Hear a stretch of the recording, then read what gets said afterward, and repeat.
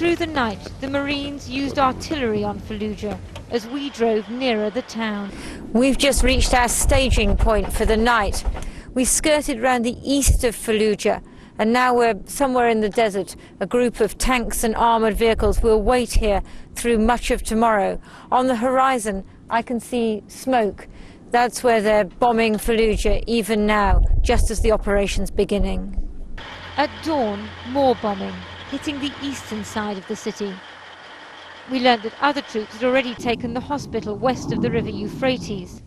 The company we're with is headed for a different sector.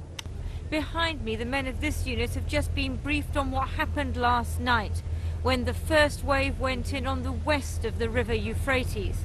I can hear the bombing in Fallujah still in the background, and these men here know that they'll be going into action there soon.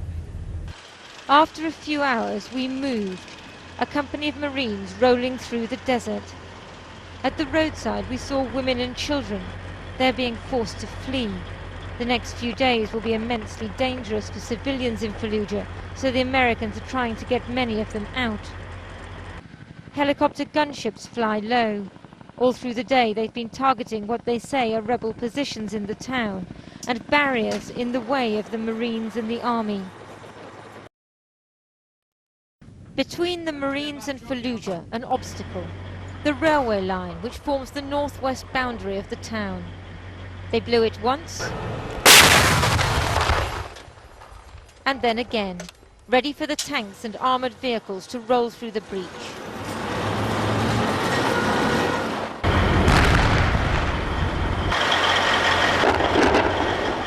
Explosions after dark.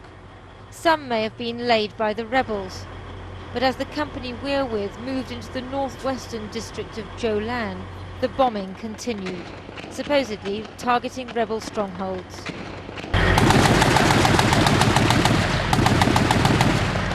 By torchlight, Marines searched deserted houses. It was feared that they might be rigged with tripwires and explosives, but in the event they were safe. By dawn, the sound of explosions and firing grew louder. We were parked in a cemetery. Helicopter gunships flew overhead. Hoping for a lucky shot, the insurgents fired wildly with their AK-47s. But that just alerts the Americans to their location, so they can target them with a missile or mortars. We walked out to one of the buildings where the Marines are now stationed.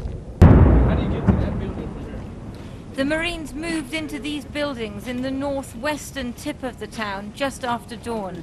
The insurgents are in these houses in the streets beyond us over there. They are firing back. The plan is to gradually move forwards with the helicopter gunships overhead and the weapons they're using here to clear the town hour by hour and if necessary day by day. Jolan was believed to be one of the parts of Fallujah controlled by the insurgents, but they may now have been pushed towards the centre. Marines here said the sector that they're in is now secure. For us right now, none. We had a really good prep fire package with artillery and air strikes. So when we got in, I think all the insurgents have retreated probably further into the city. And right now, other units to our flank are engaged in right now. More helicopters and more AK-47 fire. The Americans will be able to retake Fallujah in the next day or two. The question is, what will be left of the town? And will this really root out the insurgents and lay the pathway to elections, or simply kill and anger more Iraqis? Lindsay Hilsom, Channel 4 News, with the 1st Marine Expeditionary Force in Fallujah.